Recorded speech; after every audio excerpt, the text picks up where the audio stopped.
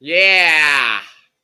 Yes! The Chill Zone, but I'm David Heller, and this is still Donovan Scalco, right? And we are back. Oh, yeah. We are back in action. First one in, quite a while. And we got some stuff to talk about, so let's do this right here, right now. More local, more meaningful. This is News 9.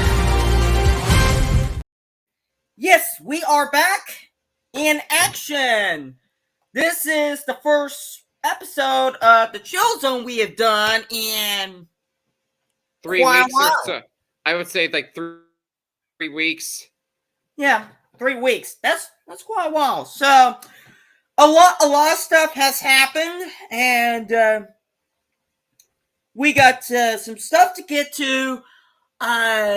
Obviously, just to let listeners know, there will be a special podcast coming up after Selection Sunday to do the preview of the NCAA men's basketball tournament coming up this month. So, and I'm pretty safe, and it's pretty safe to say that my Gators will be in after that big win against Alabama. Yep, which we will definitely talk about your experiences there coming up. But first, in the in-between time that we've had, in between us doing the podcast, we've had some news involving the CFP. Obviously, we know that the CFP is going to go to 12 teams for this season as well as 2025. So 2 seasons. But what the people involved in the decisions with the CFP, including Tony Petit, the commissioner of the Big Ten, and Greg Sankey, the commissioner of the SEC, are looking at now is the possibility of expanding to 14 teams. Which, okay, sure. Anybody's game. Yeah, sure, 14 teams. But then this is where we get to the part where we start to question things. And this is where we get to the automatic qualifying part. And it's where the Big Ten and the SEC right now, under this proposal, is looking at getting 3 guaranteed automatic bids to the CFP, while the Big 12 and the ACC, they each get 2, and then the group of 5, plus I believe Notre Dame as well, they each get 1. Donnie, you probably know where I stand on this, but I don't know where you stand on this. Go ahead. It's going to be a long time before the Florida Gators get their act together and possibly get themselves into this mix. But they could have definitely been in this mix if it was around during the early days of the playoff. Mm-hmm. But just to get motivation up for other teams to get into the playoff, it'll clearly show if the top 4 teams are truly a fraud. Right. For instance, the current tournament of champions of Jeopardy that's going on. A lot of mega champions have been turning into frauds. Chris Panullo won $750,000 on Jeopardy, and he got eliminated in the quarterfinal. Mm-hmm. So this will definitely make things more exciting for the contenders that are not top 4.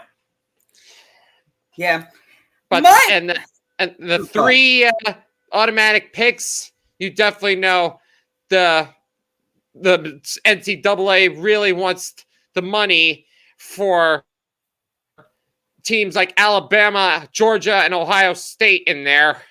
Mm-hmm. Yeah. Of course, they do want the money. And my thoughts I think I may have said this elsewhere privately. To me, going to 14 teams, I feel like it's going to mess the regular season completely. Because now, with the expansion of 14, you're talking about adding in, 3-loss teams into the CFP, which that's not what college football has always been about.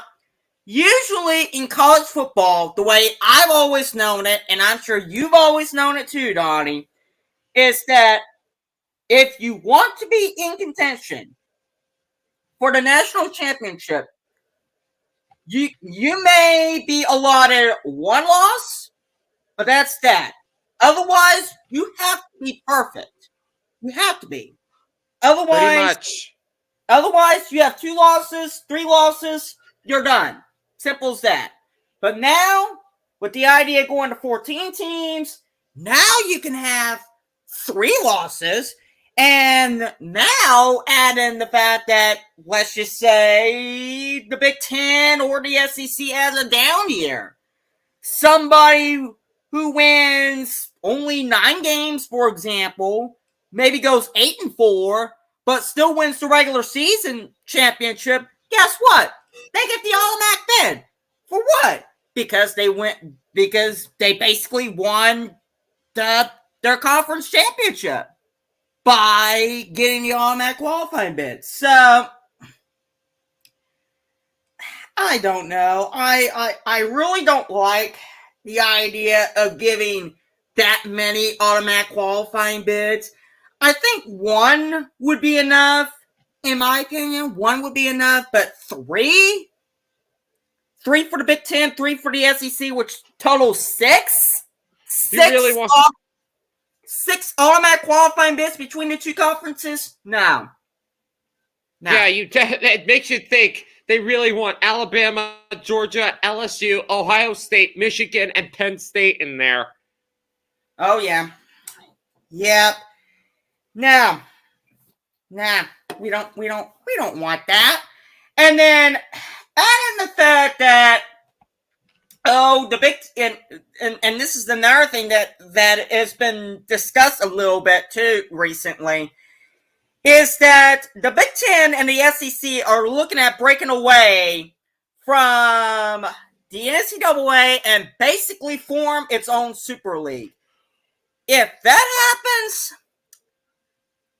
I don't know about you, Donnie, but to me, if this happens, that might be the one that drives me away from college football. And because it'll pretty much be the NCAA without Ohio State. Yep. Pretty much NCAA without Ohio State, without Oklahoma, without Texas, without A&M, without Alabama, without Georgia, without Florida, without all those schools, USC, UCLA, Oregon, Washington, all that. Could you imagine my Gators going up against Ohio State right now? Run! It's already bad enough as it is that USC is going to be going. I believe USC is going to be going to Columbus this coming football season anyway. Add in the fact that your Gators might be going to Columbus. No. I know. I think the Gators are going to Norman. No, they're going to Austin. Yeah, they're going to Austin this year. But yeah, to me, I think the idea of forming a Super League and breaking away from the NCAA, no, that will definitely drive me away from potentially at least college football, if not beyond that. Because if I want to see a professionalized football game, now I love both of them. I love college football and I love the NFL too. And I love both of them for how they are. I love the pros because they are who they are. You get to see them on Thursdays, you get to see them on Sundays, and you get to see them on Monday nights, and you get to see them on Saturdays late in the season. That's them. And then, of course, you have the stars like Patrick Mahomes, all that. But then you have the collegiate level. And I love the collegiate level because of the rivalry and the traditions and the pageantry that you will not find in the National Football League. Period. The only thing I don't like is the high charge ticket prices. Exactly. Yeah, it'll cost you $150. I know I did not see the rivalry games this year. I only saw the Gators versus Vanderbilt, but it'll cost you $150 to see a rivalry game like LSU, Tennessee, or Florida State. Mm-hmm. Oh yeah, that's true. I didn't think about the high costs of going to those said collegiate games. I don't even know how much OU would cost now, especially since during the SEC and Alabama and Tennessee are among the chief competitors in the SEC that will be coming to Norman this fall. But yeah, back to my point. You start removing the rivalry, you start removing the pageantry, you start moving away from everything that makes college football, and you basically have nothing more than a USFL or UFL type league, or basically a semi-professional league with a lot of same stuff that odds are we both can find it on Thursday nights on Prime Video, Sunday afternoons on CBS and Fox, Sunday nights on NBC, and Monday nights on ESPN, as well as the late Saturday games on NFL Network. Mm-hmm. So I think to me the conferences, especially Tony Petit and Greg Sankey and the NCAA, need to tread very carefully, or else they might finally start losing some fans here. So something to keep an eye on over the course in the coming weeks. That and this, I'm sure. I think you and I have talked about this too on the private chats, but the NCAA tournament is looking at expanding. And the number, as far as the team fields go, is looking at roughly either a 72 or 76 team field. Oh. I don't know what your thoughts are on this. Go ahead. We might see a first 8 or a first 12. That would make that could pretty much mean a long path to get to. They want to be the Cinderella team. Everybody wants to be the Cinderella team. Of course.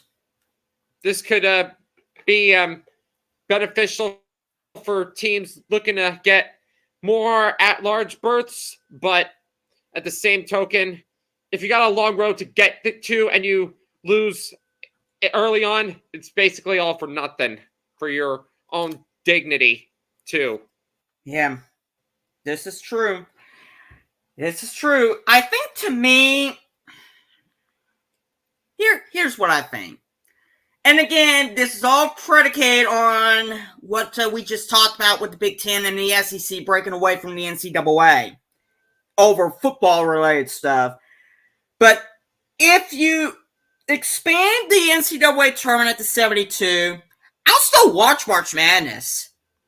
But to me, at that point, regular season college basketball, which it has felt like to me in recent years has become a little bit more meaningless. Well, you expand to 72, it's completely meaningless for me. At that point, I would have no interest in watching regular season college basketball. But I would still watch March Madness. Because the only reason why I basically get turned on to college basketball is the postseason tournaments of each conference. Exactly. Regular season just doesn't have a lot of meaning anymore, especially considering the fact that your legendary coaches like Roy Williams, Coach K, they're no longer on the sidelines. You have Calvin Sampson, you have Bill Self, but they're not Coach K, they're not Roy Williams, they're not any of them, and also they're not Jim Boeheim either.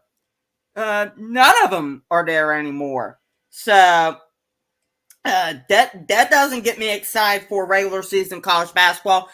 And also another thing that doesn't help for me is OU, my Sooners, constantly getting placed on ESPN Plus, even during Big 12 regular season play. I have not been able to watch very many OU games this year due to the fact that they're always on streaming. And that's why they're always football blue buds. Yep, exactly. So that, to me, it just doesn't help very much that it's always on streaming only, but that may change next year once OU heads to the SEC. Maybe OU will start getting linear TV time. I mean, more linear TV time, but even then, you go to 72, regular season just becomes completely meaningless for me to the point where I have no interest in watching regular season college basketball. And in fact, I would have a lot more interest in watching regular season NBA and NHL than I would college basketball. But if you go to 76, I'm just going to have to say goodbye to college basketball at that point. Because then at that point, you're talking about letting in a lot more of your mediocre teams. Think about this. In a 70-16 field, hypothetical, 70-16 field, some of the schools, like Cincinnati, for example, that OU just played recently, and we beat, barely, on our home floor. Oklahoma State, that we had to pull off the upset buzzer beater in Stillwater a couple Saturdays ago. All those teams like that, they would actually be in the 70-16 field. And would I be interested in watching those? Heck no. Heck no. I wouldn't be interested in that. I don't want to see mediocre teams just get into a 70-16 field just because it's a 70-16 field. I don't want to see that. Nobody does. I think, other than that, to me, 68 is fine. If it ain't broke, don't fix it. What part of that does the NCAA, the Big Ten, and the SEC do not understand? If it's not broke, you don't fix it. 68 is fine as it is. I don't know what in the world is in their mind that they need to touch the 68-team field and what some people believe is the only postseason that actually has it right, and that is March Madness. I can only think of one reason why, Donnie. Money. Money. I'm gonna say money. Right? But, as Vinny says from Atlantis, the Lost Empire. Oh my goodness! There you go. And before we get to baseball preview, which that's something that we'll get to shortly. A couple of thoughts on what my Broncos have done. We have gotten rid of Russell Wilson, and then in the news today, we also, as I need to throw Alex Lutzenheiser off a cliff for texting me. Oh my goodness. Anyways, we also released Justin Simmons today as well. The Broncos did. And my thoughts, I don't know if you would agree with me on this or not. But I think we are in a rebuilding mode in Denver with the Broncos. And even if you guys get somebody like Penix or Bo Nix or McCarthy. Even if we were to draft a quarterback, we're still going to be in for probably a rough couple year stretch, which we would have been in a rough couple year stretch to begin with anyway, because we're talking about a division that has Patrick Mahomes, Andy Reid in Kansas City, and then now you add in Jim Harbaugh and Justin Herbert in LA with the Chargers. Unfortunately, I think we're going to be battling with those Raiders to see who will be the bottom feeders in the AFC West for quite a while, unfortunately. So, any thoughts on those moves? Well, Sean Payton is pretty smart when it comes to getting a quarterback, so you never know what kind of quarterback he might pull. He might go into the draft, he might try Kirk Cousins and build him up like he did to Drew Brees. Mm-hmm. But I say he's going to get a guy from college just to start things new again, because Russell Wilson, just because of the career he had in Seattle, it's going to be hard to follow. Yeah, I agree. And also another thing too about Justin Simmons, he was basically, and I listened to a little bit of a Broncos podcast earlier today. He was basically one of those that basically kept the defense afloat. When he was not out on the field, the defense just did not look in sync. And with the Simmons release, I do worry that us defensively, we're going to get trashed a lot, because we are not going to have any good communication whatsoever. And odds are, and I hope it doesn't happen again, but hopefully we don't allow 70 points to be put up like what the Broncos did last season in Miami. Ugh. Or what Cincinnati looked like last season. That too. So, we'll see what happens. The Bengals have been an absolute mess since getting rid of Von Bell and Bates. Yeah, but yeah, to me, considering what the Bills did, based off of what the Bills did, I think your Bengals have a lot, maybe not a lot, but at least a slightly longer championship window compared to the Bills. Because the Bills really, because I'm sure you've heard this by now, but the Bills did release a couple of their key defensive players yesterday just to save cap. White and Jordan Poyer. Yeah, yep, and both of them were key stars defensively for the Bills. So now the Bills have to try to replace them, which that's going to be hard to do. And it just makes me wonder if their championship, or not necessarily their championship window, but their window to get from just good to being great and contending with the likes of the Chiefs to represent the AFC in the Super Bowl, you have to wonder if that window is closing. And it just makes me wonder if, the Bengals might actually have a longer window compared to the Bills. We'll see what happens, but to me, you just have to wonder that. You just do. Last time Joe Burrow came back from a season-ending injury, he led the Bengals to a sweep over the Ravens and the Steelers. There you go. Something that the Bengals had never done since 2009.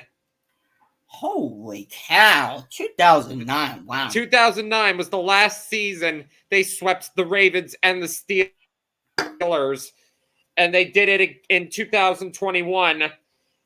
Mm-hmm. That was when they went unbeaten in their division. And I thought they were going to be contenders, but somehow they got outplayed by now garbage Mark Sanchez and the Jets. Getting outplayed by the Jets. How in the world do you get outplayed by the Jets? The Jets! A team that, for whatever reason, seems to always be in purgatory land when it comes to the NFL. Well, because the Cincinnati Bengals have Marvin Lewis and their kicker Shane Graham is kind of garbage as well. And it's what happens when you have Marvin Lewis on the sidelines and players that can't seem to get it done either. So, what do we have in terms of a Song Stories preview for this week, Donnie? Well, I just released a new episode today. It was Crowded House.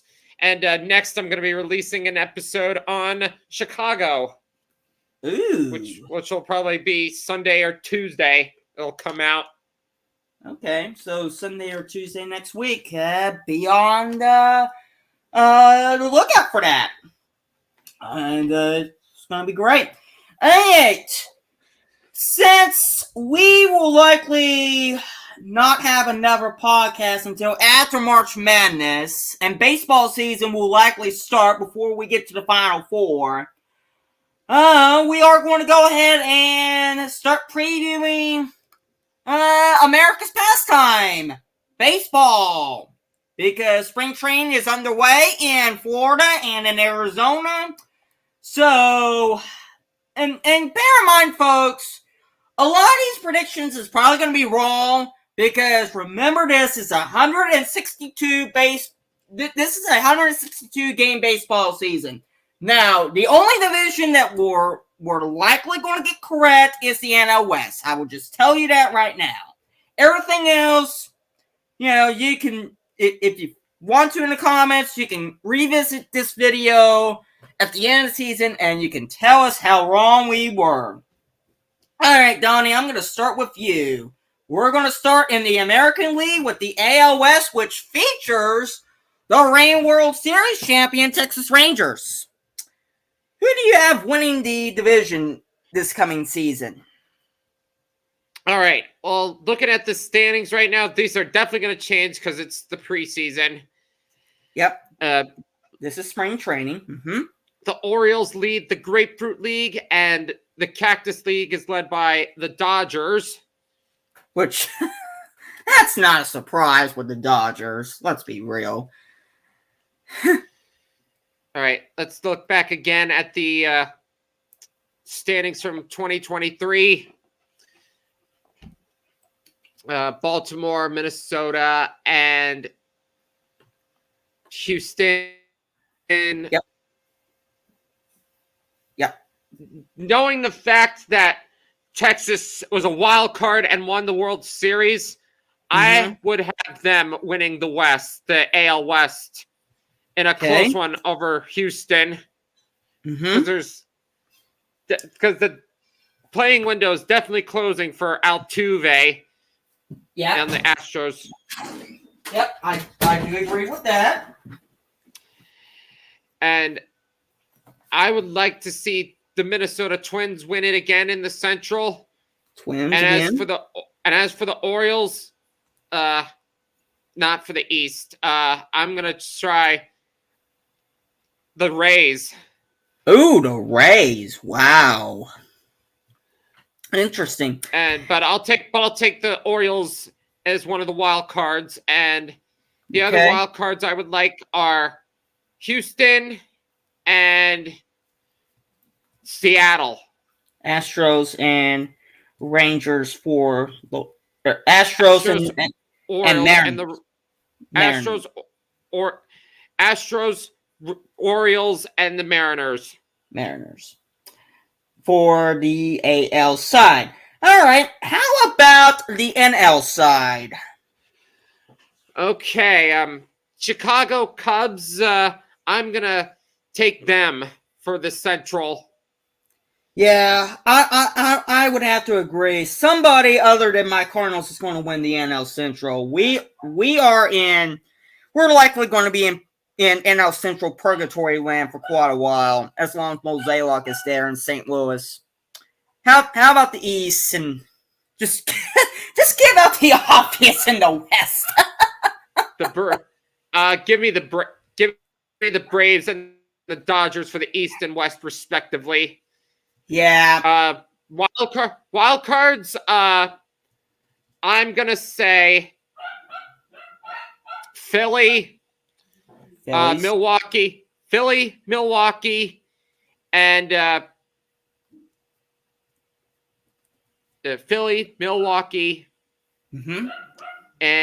either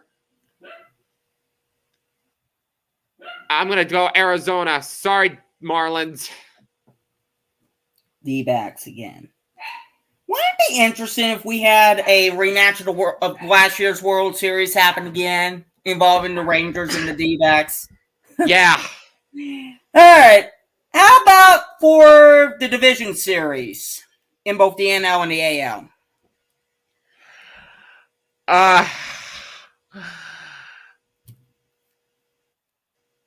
I'm gonna give me the Braves and the Dodgers for the National League.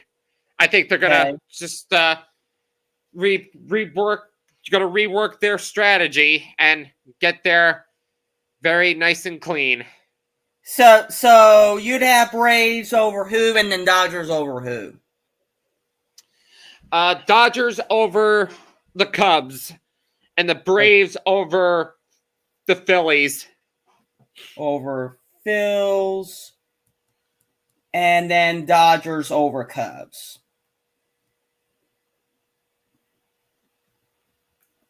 Over Cubs.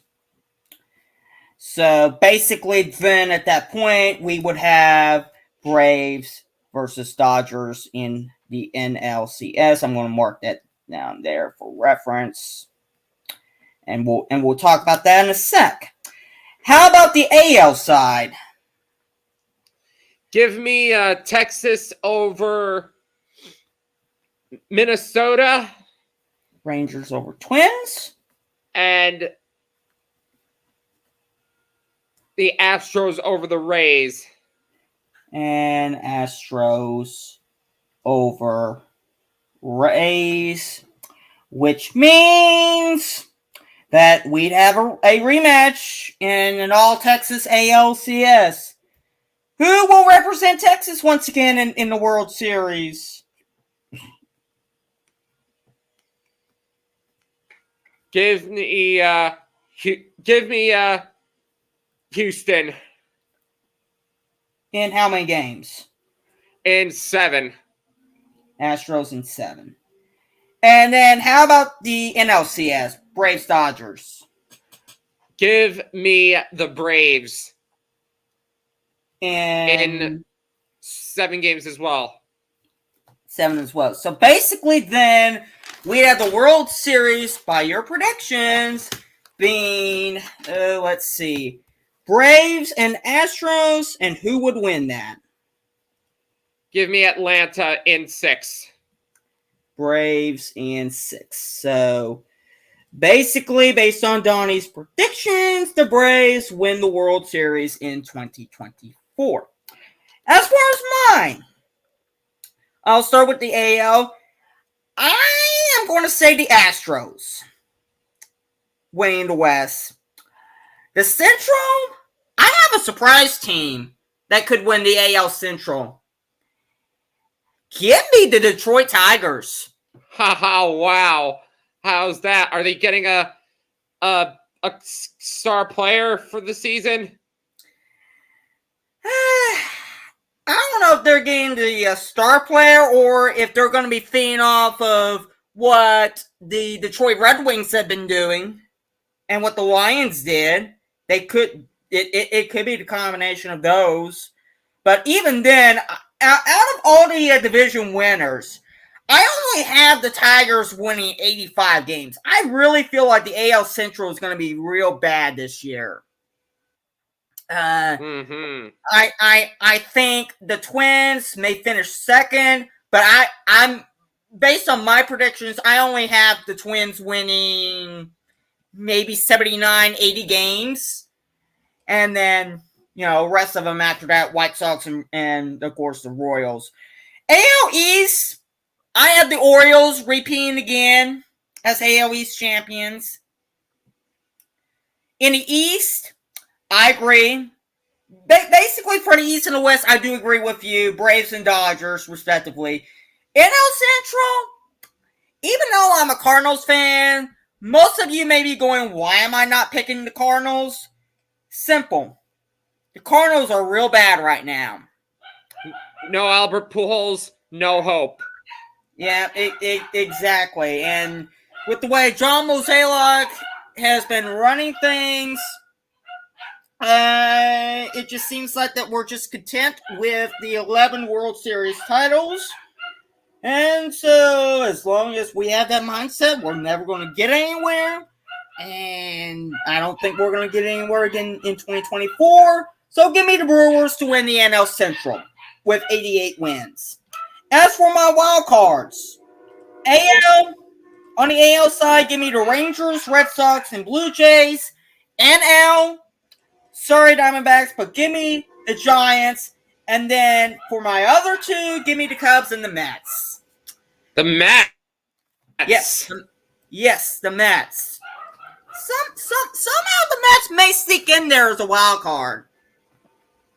They may somehow do that. Although they'll probably not get far in the postseason, but I do see the Mets making at least the postseason, at least on wild card weekend, at least.